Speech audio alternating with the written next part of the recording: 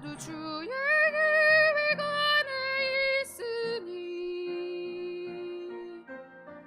주님의 뜻에 순종하며 감사 찬양 드리게 하소서.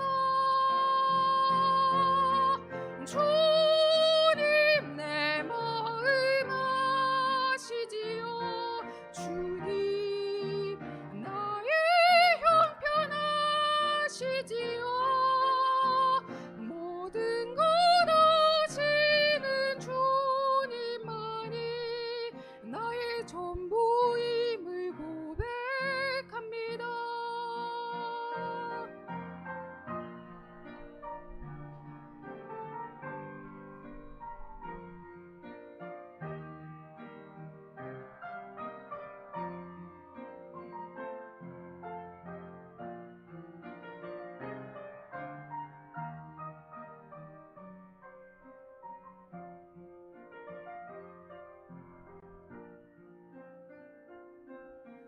나의 마음과 정성 다하여 주 하나님 내 아버지께 기도합니다. 나의 아버지, 너의 아버지, 주님으로 나를 채우소서. 주님 내 마음 아시지요. 주님 나의 형편 아시지요. 모든 것 아시는 주님만이 나의 전부임을 고백합니다.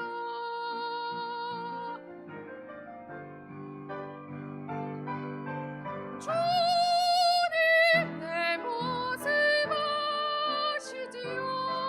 주님 나의 형편 아시지요.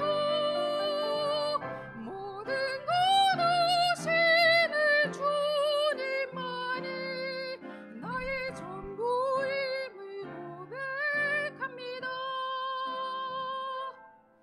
주님만이 나의 전부입니다. 오직 주님만이, 오직 주님만이, 오직 주님만이 전부입니다.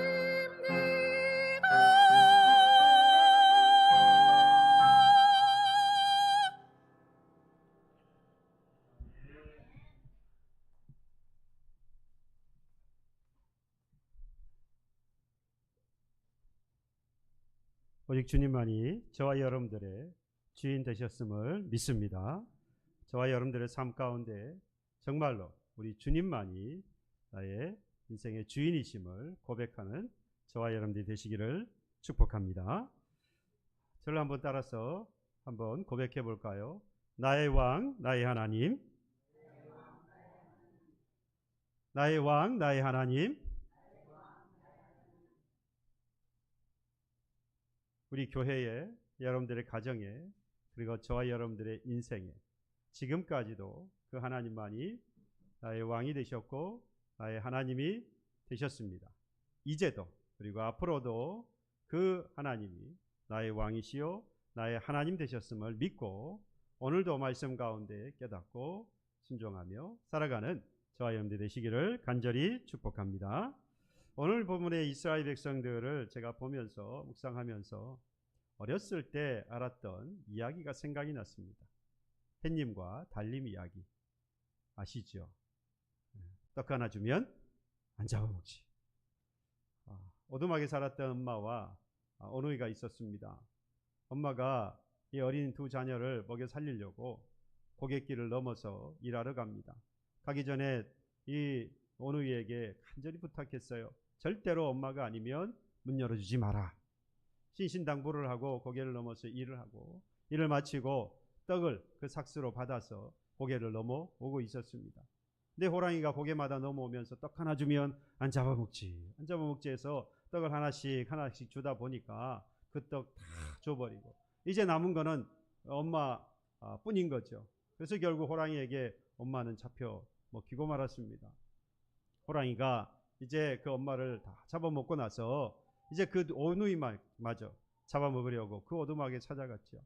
그래서 엄마인 척 했다가 결국 오누이에게 호랑이인 것을 들켰습니다.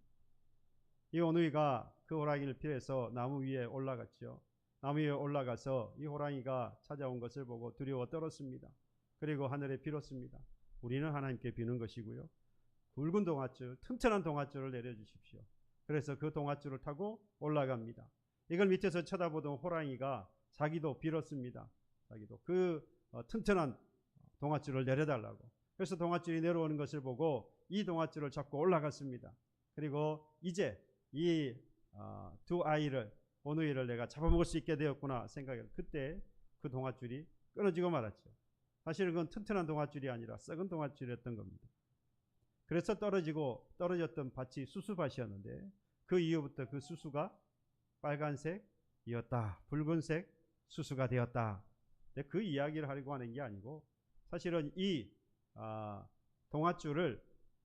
내려온 동아줄을 붙잡고 올라가면 이 두 아이를 잡아먹을 수 있을 것이다 라고 생각했는데 사실 믿었던 그 동아줄은 튼튼한 동아줄이 아니라 썩은 동아줄이었다라는 것이죠. 결국에 이 두 아이는 햇님 달님이 되었습니다. 여러분, 엄마는 뭐가 된 줄 아세요? 잡혀먹었던 엄마는 구름이 되었습니다. 처음에는 오빠가 해가 되고 여동생이 달이 되었는데 여동생이 밤에 달로 있는 것이 너무 무서워서 오빠에게 너무 무섭다고 했더니 오빠가 달이 되고 여동생이 해가 되었다. 그리고 밤낮으로 다 지켜줄 수 있는 엄마가 구름이 되어서 오누이를 다 지켜주었다. 옛날 이야기입니다.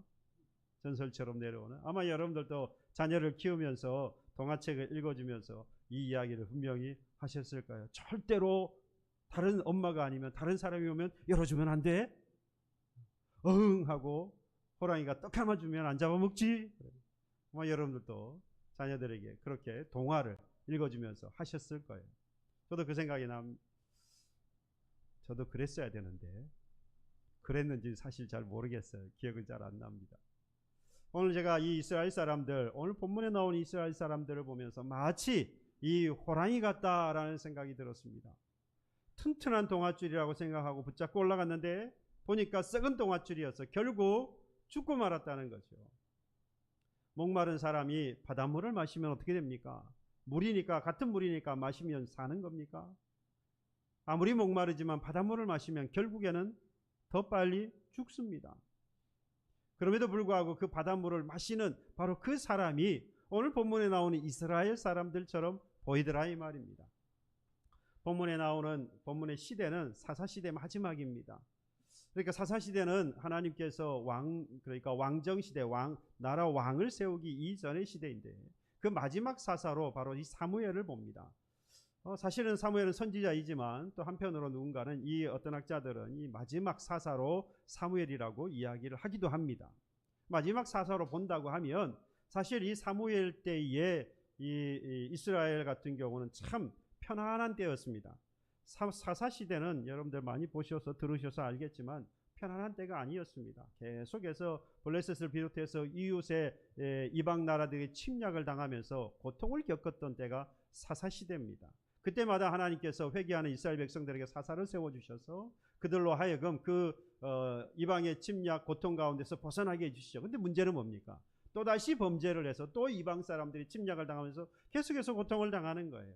근데 그 시기가 어느 정도 지나고 이 사무엘 마지막 시대에 오면 결국 그래도 이 사무엘 시대에는 이 아모리 족속들과 함께 또 평화를 누리는 그 어느 때보다도 안전하고 평화를 누렸던 시대가 바로 이 사무엘 마지막 사사의 시대입니다.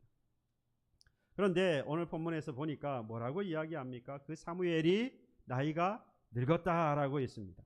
그래서 모든 장로들이 이 이스라엘의 장로들이 이 사무엘을 찾아왔어요.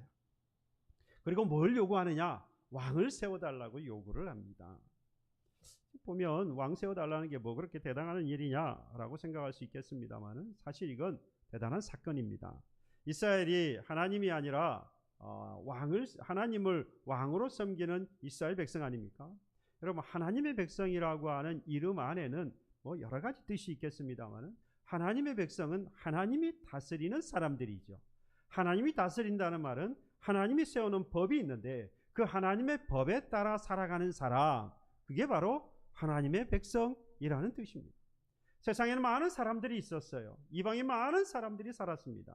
그 가운데에서 이스라엘을 톡 뽑아가지고 선택을 해서 너희들만 나의 백성이다 라고 말하셨다는 말입니다. 그러니까 너희들이 나의 백성이라, 하나님의 백성이라 말씀하셨을 때는 하나님이 뭘 요구하고 계시는 거죠? 내가 세운 법을 따라서 살아야 한다. 그래서 신명기를 비롯해서 끊임없이 그들의 조상에게 한 말씀이 뭐였습니까? 너희는 내 명령을 지켜 행하라. 내 명령을 지켜 행하라고 계속해서 말씀하는 겁니다. 그 하나님이 세우신 법을 지켜 행하는 사람이 하나님의 백성이니까. 이걸 생각해 보면 지금 이 이스라엘 백성들이 왕을 세워달라, 인간 가운데 사람 가운데에서 왕을 세워달라고 하는 것은 그냥 단순한 요구가 아니라는 것이죠. 하나님께서 다스리는 백성으로 살기보다는 이제 다른 나라들처럼 인간이 왕이 되어서 다스리는 나라에서 살고 싶다라는 이야기가 되는 거예요.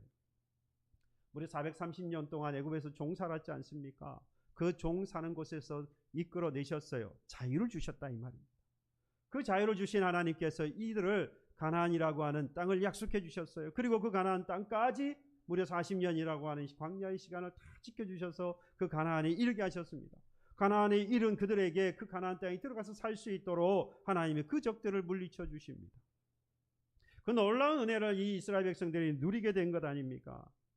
그리고 나서 무려 400년의 시간이 지났어요. 그게 바로 이 사무엘의 시대입니다. 사무엘의 시대가 된 겁니다.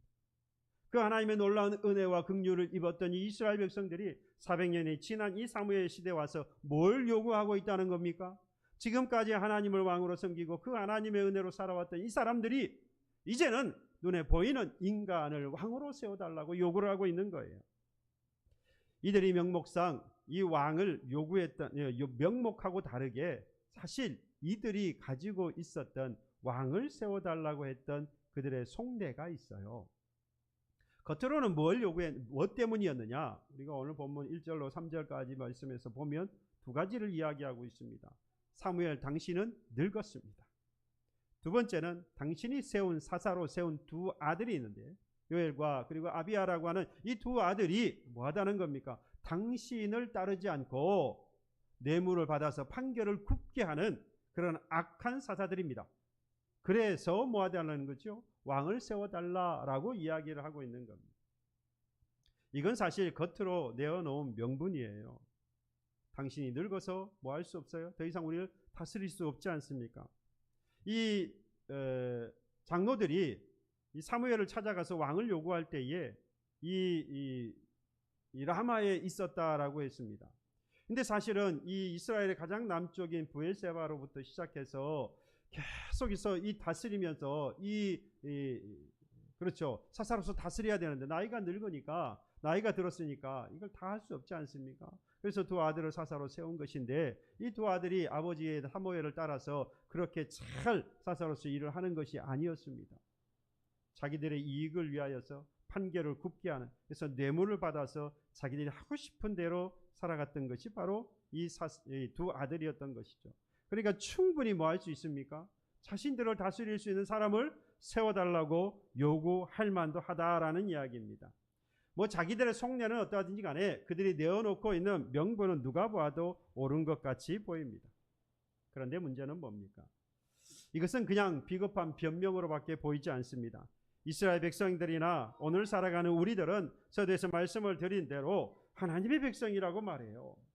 그래서 세상의 법을 따르는 사람들이 아니라 누구의 법을 따른다고요? 하나님의 법을 따르는 사람. 그래서 우리는 하나님의 사람이에요. 하나님의 백성이라고 말하는 것입니다. 그래서 우리가 구하고 찾고 문을 두드릴 때는 어디를 향하여서 두드려야 됩니까? 세상을 향하여서 두드리는 것이 아니라 하나님을 향하여서 두드려야 돼요. 하나님을 향하여서 구하고 하나님을 향하여서 찾아야 합니다. 그 하나님이 우리의 무엇이니까요? 주인이시니까. 하나님이 세워놓은 법 안에 우리가 살아가는 사람들이니까 그 하나님을 향해야 한다라는 것이죠. 바라기는 이 아침에 성령 하나님께서 저와 여러분들에게 예수님만이 왕 중의 왕이신 것을 알아볼 수 있는 영적인 눈이 열리기를 소망합니다. 오직 예수님만을 우리의 왕으로 모시고 그분의 통치를 받는 저와 여러분들 되기를 간절히 소망합니다. 그렇다면 여러분, 오직 하나님만을 나의 왕으로, 그 하나님만을 나의 하나님으로 모시며 살 수 있는 길이 과연 무엇일까? 오늘 이 왕을 구하고 있는 이스라엘 사람들의 모습을 보면 알 수 있습니다. 2절에 보면 사무엘이 늙어 자신의 두 아들 브엘세바 지역의 사사로 아들을 브엘세바 사사로 세웠다라고 했습니다. 브엘세바의 사사로 세운 이유는요, 이 사무엘이 그것까지, 아까도 말씀드린 브엘세바라고 하는 건 이스라엘 최남단에 속해요. 그러니까 그것까지 가서 이 사무엘이 사사로서 일을 감당하기가 너무 어려웠던 겁니다. 나이가 늙었기 때문에 체력, 이 노쇠하는 것은 누구도 막을 수 없는 일 아니겠습니까? 그러니 힘들었던 것이죠. 그래서 이 사사로 두 아들을 세운 것입니다. 그들의 아들의 이름이 요엘과 아비야라고 있어요. 요엘은요, 여호와는 하나님이시다라는 이름의 뜻입니다. 그리고 아비야라는 뜻은요, 여호와는 나의 아버지다라는 뜻이에요. 그러니까 이 두 아들의 이름이 참 성경적이죠. 너무 신앙적인 이름을 가지고 있어요. 이름은 그런데 그들의 삶은, 그들이 사사로서 하는 일들은 전혀 그렇지 못했던 겁니다. 뇌물을 받고 판결을 굽게 하는, 하나님은요, 신명기 16장 18절로 20절에 보면은 분명히 이렇게 말씀했습니다. 재판장과 지도자들을 세우라고 하셨고 그들로 하여금 공의로 재판을 하라. 공정하게, 공평과 정의롭게 재판을 해야 한다. 재판을 굽게 하지 말며 사람을 매물어 보지 말며 또 뇌물을 받지 말라. 뇌물은 지혜자의 눈을 어둡게 하고 의인의 말을 굽게 한다. 그러니 너는 마땅히 공의만을 따르라. 그리하면 네가 살고 내 하나님 여호와께서 내게 주시는 땅에서 장구하리라 해서 영원히 살리라 라고 약속을 해주셨습니다. 재판장 또는 지도자들, 그들이 재판을 굽게 하지 말고 사람을 매물어 보지 말고 뇌물을 받지 말라.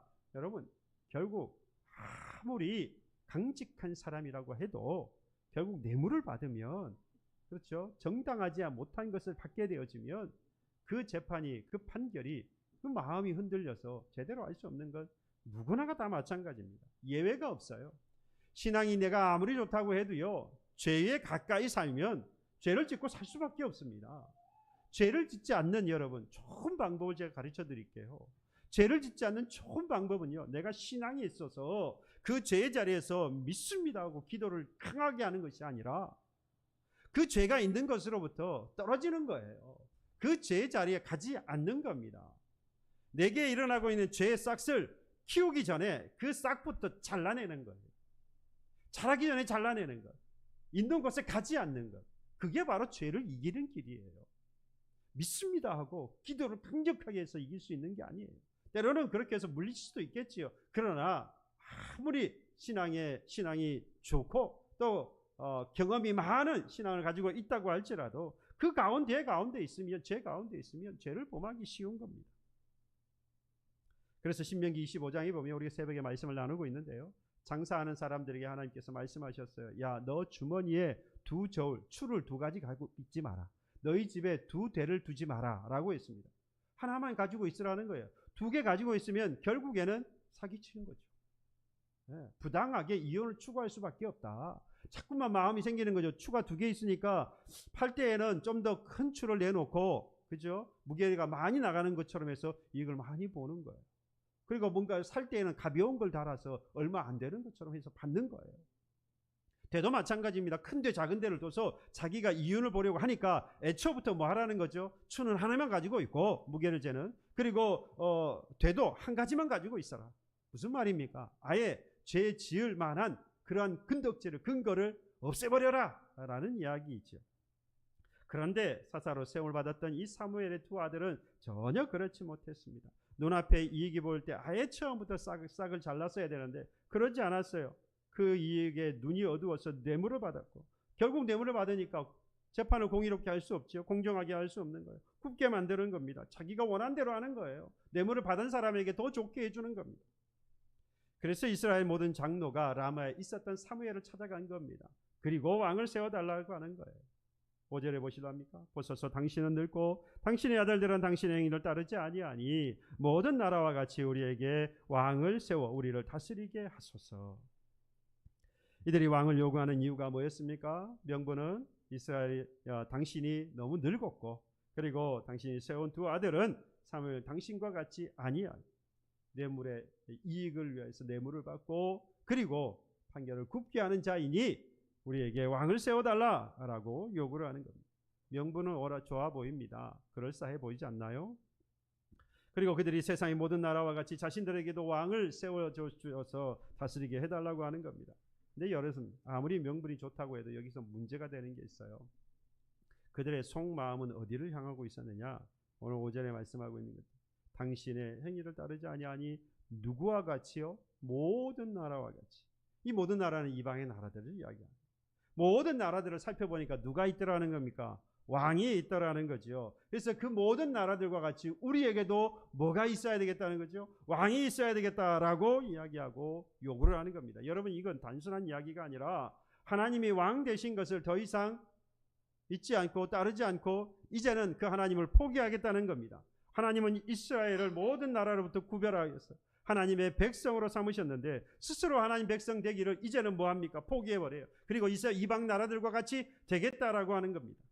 이건 여러분 하나님의 백성이라는 자신의 정체성을 부정하는 거예요. 하나님께서 택하셔서 하나님 백성으로 불러주셨는데 이제는 우리가 하나님 백성인 것을 뭐하는가? 거부한 거죠. 포기하는 거예요. 자기의 정체성, 그러니까 하나님의 백성이라고 하는 것을 포기한 겁니다. 그리고 하나님께서 약속하셔서 이후에 가나안 땅에 들어가고 내 말을 지켜 행하면 내게 복을 주시리라고 하시는 그 약속의 말씀을 완전히 깨트려 버린 겁니다. 하나님이 출애굽기 19장 6절 4절로부터 6절에 분명히 약속하셨어요. 하나님께서 애굽에서 노예 생활로부터 그들을 구원하여 주셨고 그리고 이르는 시내산에서 하나님이 약속해 주셨는데 이렇게 약속합니다. 야, 세계 모든 것이 다 내게 속해 있다. 다 가지신 분이 하나님이시라는 거죠. 그리고 내가 너희들을 이곳까지 인도해 줬는데 지금부터 너희들이 내 말을 잘 듣고 내 언약을 지키면 너희는 모든 민족 중에서 내 소유가 되겠고, 그러니까 하나님이 택하셨다. 너희들 내 소유가 된다. 그리고 너희가 내게 대하여 제사장 나라가 되며 거룩한 백성이 되리라. 이걸 이스라엘 자손들에게 만방에 전하라 라고 말씀합니다. 여러분 이건 정말로 큰 은혜이고 정말로 큰 영광이 아닐 수가 없습니다. 이스라엘이 뭐 그렇게 대단하다고 하나님께서 그들을 거룩하고 그리고 제사장의 나라로 삼아주시는 겁니까? 도대체 뭐가 특별해서 그들을 나의 백성, 하나님의 백성으로 삼으시는 겁니까? 그들에게 자유를 주시고 그들이 영원히 살아갈 수 있는 그 영원한 젖과 꿀이 흐르는 그러한 가나안 땅을 주시는 겁니까? 아무런 그럴 만한 이유가 없는데 하나님께서 그들에게 주셨어요. 그리고 다만 하나님께서 너희들은 내가 그와 같이 택하여서 이 땅에까지 이르게 하였으니 다만 뭐 하라는 겁니까? 내 말을 지켜 행하라. 내 법 안에 살아가라. 내 법을 지키며 살아가라. 그게 나의 백성이야. 그게 하나님의 백성이야. 그러니 그걸 하라고 말합니다. 그런데 그걸 뭐 했다는 거죠? 거부했다 이 말입니다. 이제 와서 하나님께서 그 모든 은혜를 경험하게 하셨고 그 영광을 누리게 하셨고 그 특권을 주셨는데 이것을 거부하고 하나님의 나라 백성이 되기보다는 세상 나라들과 같이 다른 모든 나라와 같이 그들의 나라로 살아가기를 바라고 있는 겁니다. 하나님의 소유된 백성, 제사장의 나라 거룩한 백성으로 살기보다 세상 나라들처럼 눈에 보이는 인간의 왕을 섬기려고 하는 겁니다. 여러분 세상 명분에 우리의 신앙을 포기해서는 안 됩니다. 아무리 명분이 옳고요, 아무리 명분이 누가 보아도 이해할 만한 명분이라고 할지라도 여러분 명분 때문에 신앙을 포기해서는 안 됩니다. 코로나를 겪으면서 저와 여러분들 경험했습니다. 오랜 시간 코로나를 겪으면서 우리의 세상의 명분에 우리의 신앙을 포기하거나 우리는 분명히 적당히 타협해 왔어요. 부정할 수 있습니까? 사실입니다. 우리는 더 이상 이 세상의 명분에 속아서 신앙을 포기하는 일이 있어서는 안 됩니다. 오직 하나님만을 나의 왕으로 나의 하나님으로 모시며 살아가야 할 줄로 믿습니다. 그렇다면 아무리 명분이 옳다라고 할지라도 여러분 나의 신앙을 포기해서는 안 됩니다. 우리는 하나님의 백성이기에 세상의 명분보다 하나님께 더 가까이 가야 하는 겁니다. 오늘 그 하나님 앞에 더 가까이 그 주 앞에 주 곁으로 주 품으로 나아가는 저와 여러분들이 되기를 축복합니다. 뿐만 아니라 여러분 하나님을 나의 왕으로 나의 하나님으로 섬기려면 속히 이 하나님을 무시하는 죄에서 벗어나야 합니다. 6절에 보면 사무엘은 이스라엘 백성들에게 이 요구하는 것을 기뻐하지 않았다. 라마에 있었던 사무엘에게 찾아왔던 이스라엘 장로들이 왕을 요구할 때에 이 사무엘이 그것을 기뻐하지 않았다라고 했습니다. 그 이유는 지금까지 백성들을 위해서 얼마나 사무엘이 수고해 왔습니까? 그런데 그 자신을 거부하고 또 자신이 세운 이 아들들을 백성들이 원하지 않는다 라고 생각할 수도 있죠. 그것 때문일 수도 있습니다. 그래서 기쁘지 않을 수도 있어요. 그러나 자신이 지금까지 평생대로 단 한 번도 뇌물이라고 하는 것은 받아본 적이 없이 정직하게 백성들을 살아왔는데, 백성들을 다스리면서 왔는데 이걸 인정해 주지 않는 것 같아요. 그러니 마음에 뭐가 생깁니까? 섭섭한 마음이 생기죠. 마음이 한번 섭섭해지면 그거 되돌리기가 정말 어렵습니다. 그렇죠? 웬만한 것 가지고는 사실 한번 섭섭해져서 마음이 돌아가 버리면 그 마음 돌이키는 게 정말 어렵습니다. 아마 여러분도 많이 경험하실 거예요. 아마 사무엘도 그래서 이런 마음이 생기지 않았을까, 기뻐하지 않는 그런 마음이 생기지 않았을까 우리가 생각해 볼 수 있는데 사실은 그게 아니었습니다. 그의 마음이 섭섭해서 내가 그동안 해왔던 것을 인정받지 못해서 뭐 그런 것들이 아닙니다. 인간적인 서운함보다는요, 왕을 원하는 그들의 요구가 결국 누구를 버리는 것, 하나님을 버리는 것이었기 때문이라는 겁니다. 그래서 그 하나님 앞에 이 사무엘이 기쁘지 못한 그 안타까운 마음을 가지고 하나님 앞에 나아가서 뭐 하느냐? 기도를 했어요. 그리고 하나님께서 그 기도를 들으시고 이 사무엘에게 뭐라고 말씀하시느냐? 7절로 9절에 이렇게 말씀합니다. 여호와께서 사무엘에게 이르시되 백성이 네게 한 말을 다 들으라. 이는 그들이 너를 버림이 아니요. 누굴 버린 게 아니라고요? 사무엘 너를 버린 게 아니야. 그러니까 섭섭해하지 마라. 네가 뭘 잘못해서 그런 것도 아니고 네가 그 했던 일들을 그들이 거부하는 게 아니야. 오히려 뭐라는 겁니까? 나를 버려, 하나님을 버려 자기들의 왕이 되지 못하게 하는 것이다. 뿐만 아니라 8절에 내가 그들을 애굽에서 인도하여 낸 날부터 오늘까지 그들이 모든 행사로 나를 버리고 다른 신들을 섬김같이 내게도 그러하는도다. 그러므로 그들의 말을 듣되 너는 그들에게 엄히 경고하고 그들을 다스릴 왕의 제도를 가르치라 라고 말씀합니다. 그러니까 사무엘 너를 거부하는 게 아니라 누구를요? 지금까지 다스렸던 하나님, 애굽에서 나와서 가나안까지 이르기를, 그래서 약속을 하셔서 복을 주시겠다고 약속하신 그 하나님을 뭐 하는 겁니까? 거부했다라고 말씀하죠.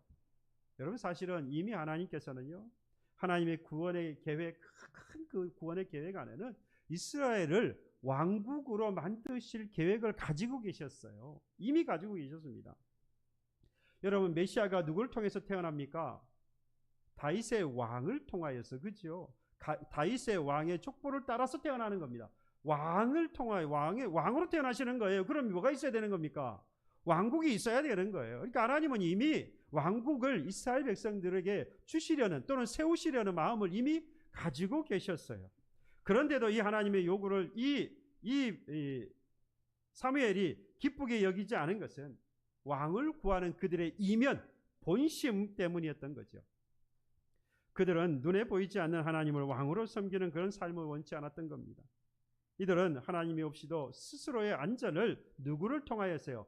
인간의 왕으로 통하여서 확보받을 수 있다라고 믿었던 거죠. 그래서 하나님은요, 이런 이스라엘 백성들의 마음을 아시고 사무엘 버린 게 아니라 누구를 버린 거라고요? 나 여호와 하나님, 너희의 왕인 나 하나님 여호와를 버린 것이다 라고 말씀하고 있는 겁니다.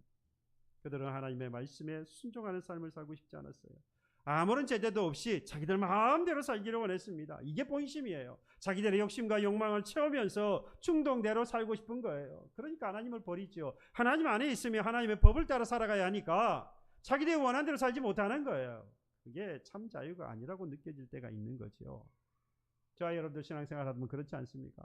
설교를 통해서 하나님의 말씀을 읽고 묵상하는 것을 통해서 들을 때마다 야, 내가 그 하나님 말씀대로 살지 못하는 죄인이구나. 그래서 하나님의 은혜가 필요해. 그래서 하나님께서 내게 예수 그리스도를 통하여서 십자가의 은혜를, 긍휼을 베풀어 주셔서 내가 하나님 백성 되었구나, 감사하다. 이렇게 가야 되는데, 내가 은혜 받은 사람이다 해야 되는데, 왜 하나님은 나를 자꾸 이렇게 구속하고, 왜 하나님은 내가 얼마든지 자유롭게 살아갈 수 있는데 왜 자꾸만 이렇게 회개하라고 뭐 문제가 있는 것을만 자꾸 하느냐.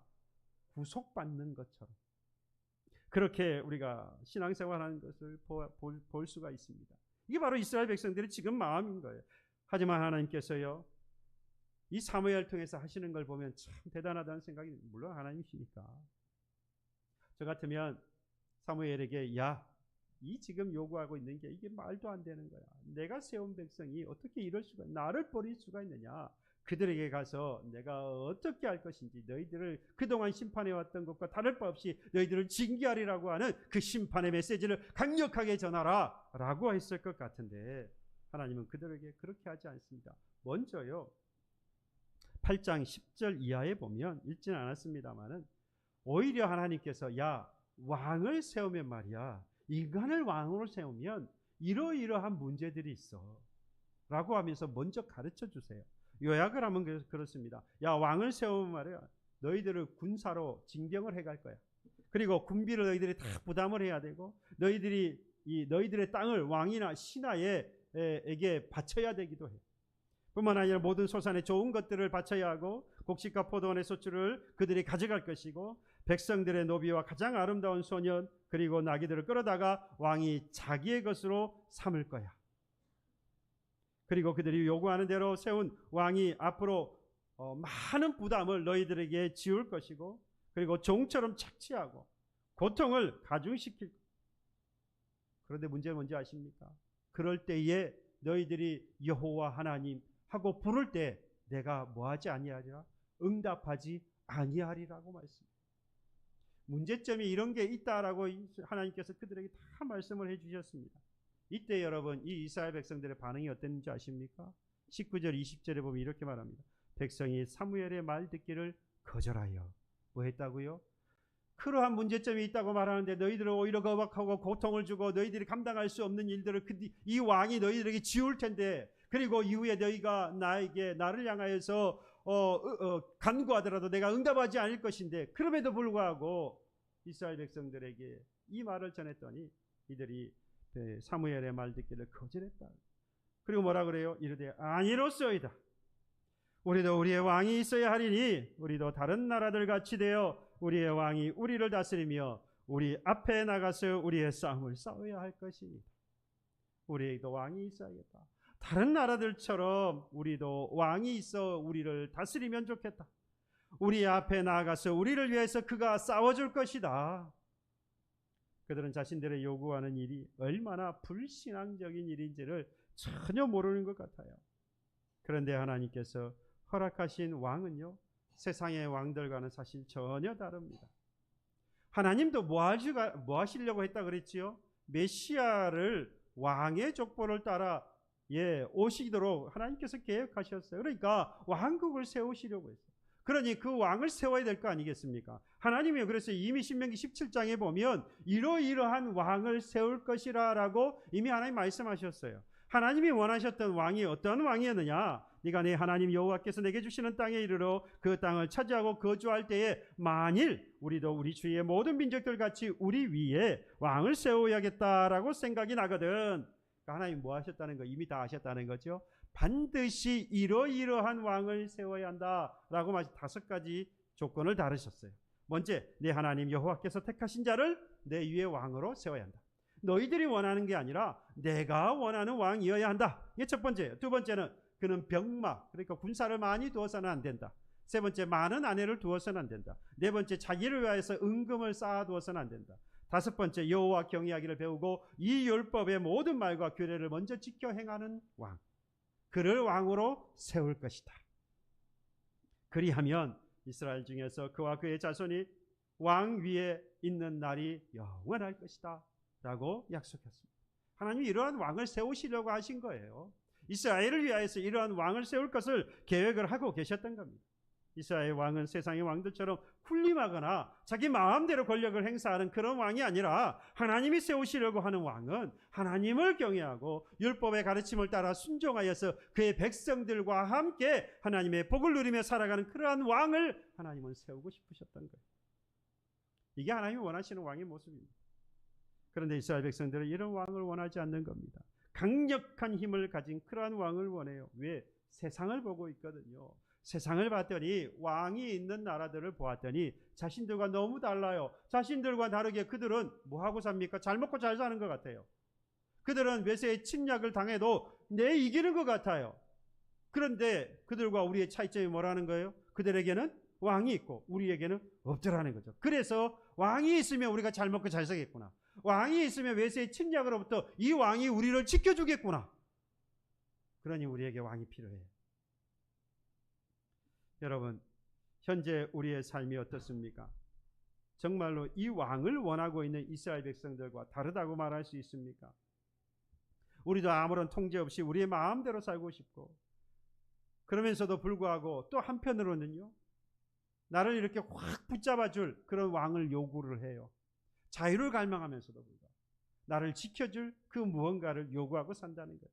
그게 하나님이 아니라, 눈에 보이지 않는 하나님이 아니라 눈에 보이는 왕, 그래서 나를 위해 싸워줄 만한 그가 필요하다는 거죠. 그래서 여러분, 세상에 보면 독재자들이 나타나는 것이고요, 그래서 이 이단 교주들이 출현을 하는 겁니다. 득세를 하는 거예요. 교회도 마찬가지입니다.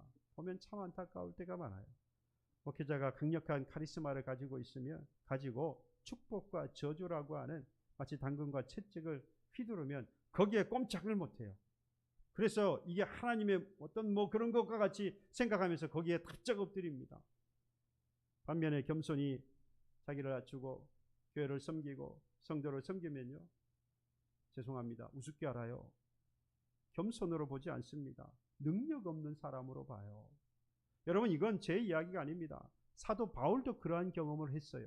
고린도후서 11장 20절에 보면요, 누가 너희를 종으로 삼거나 잡아먹거나 빼앗거나 스스로 높이거나 뺨을 칠지라도 너희가 용납한다. 여러분, 당시의 제자들과 그리고 예수님의 제자들과 사도들이 복음을 전하면서 나아갑니다. 그런데 사람들이, 이 유대인을 비롯해서 사람들이 괴롭히는 거예요. 복음을 전하지 못하도록 막는 거예요. 위협을 합니다. 생명의 위협을 당합니다. 그런데 문제는 뭐냐? 이 유대인 가운데 그리스도인, 이방인 가운데 그리스도인 된 사람들 가운데에서 잘 따라서 섬기는 사람도 있었지만, 그들을 보호하려고 했던 사람도 있었지만, 많은 사람들이 이 거짓 교사들의 그러한 술수에 넘어가 가지고 뭐라고 하느냐? 봐라, 저렇게 힘이 없고 능력이 없어서 뺨을 맞고 빼앗기며 살아가지 않느냐? 능력 없다고 보는 거예요. 여러분, 사도 바울이 교회들에게 짐을 지우지 않으려고 뭐합니까?